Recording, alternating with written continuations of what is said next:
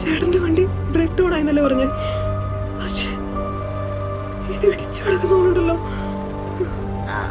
മനെ അതെ, ഈ റോഡിന്റെ സൈഡിലേക്ക് ഒതുക്കിയിട്ടാ കട്ടർ വഴിയല്ലേ, അതാ. ചേട്ടൻ എൻ്റെ കൂടെ ഒന്ന് പോലീസ് സ്റ്റേഷൻ വരെ വരാവോ? ഞാൻ വരാം മനെ, മക്കൾ വണ്ടി എടുത്തു.